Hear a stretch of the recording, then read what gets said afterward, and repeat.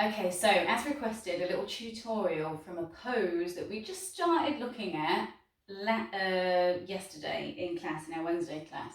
So if you have mastered the crow and you feel quite comfortable, there'll be a few key things that you will now be aware of. Your hands, you need to use your hands like feet on the floor. And you need to be able to span your hands and really work with like the palm and the tips of your fingers, really like sucking up the floor so you can move yourself with your hands on the floor. Don't be rigid, don't have the palms up, really lay all of the flat of the foot into the mat and then really feel the weight move around your hands. You will know that if you're up in crow, you will have that sensitivity in your hands, and you need to apply the same with this. So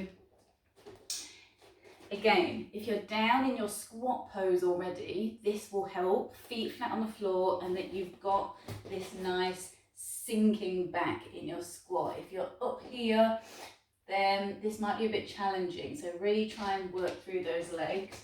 Again, sit on a block and work the legs this way.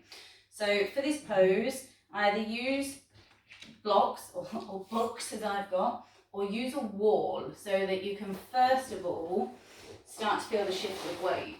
So we're up, I'm going to thread my hands through my legs. And just have a look at the transference of weight. So I put my hands on the outside of my hips, on the outside of my feet. Now I'm fully in my feet here, and my weight is all in my feet. You see the backs of my hands are still up, so I need to sit back.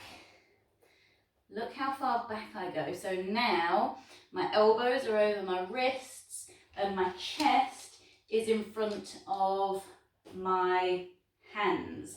Again, this is exactly the same as the crow. If you look at the crow,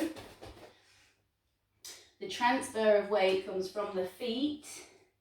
Here, my chest goes forwards and my elbows stack over my wrists. So now what you're doing is the reverse. Your feet are in the floor, you're grounded.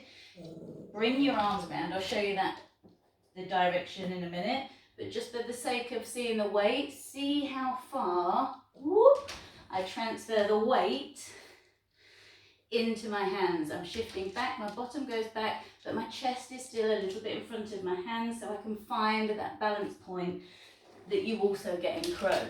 So from this way around, thread the arms through the gap, place the hands on the outsides of your feet. So you might want to bring the feet in, practice bringing them in. Shift the weight back. So my feet, there's like no weight on my feet here, and you might be able to just lift one foot off of the floor. You should come to a point where you're really sitting in the pose and you can lift up one leg and lift up the other leg, yeah? So again, thread it through, hands on the outsides of your feet, and drop at the bottom. Now here, place the middle part a little bit more to the knee, but this part of the thigh on again the lower part of the middle of the tricep, so closer to the elbow, but about here. So that part of the thigh on this part of the tricep, both arms. So we thread it through. My arms must bend because I need a shelf to sit on.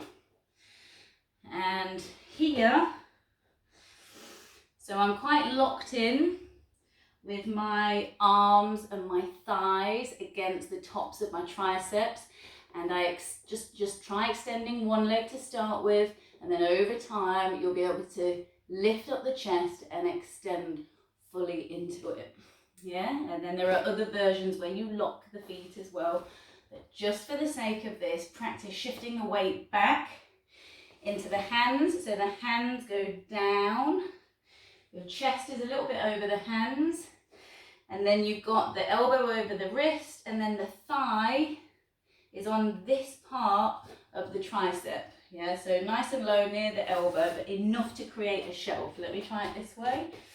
So I've threaded my hands through. I place my hands around my feet,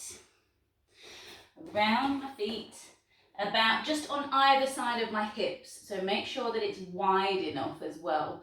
I transfer the weight into my hands, and then over time, you'll be able to lift up into the full pose. Yeah? Have a go. We'll have another look at this in the coming Wednesdays, and I can't wait to see your progress. Yeah? Have fun with it.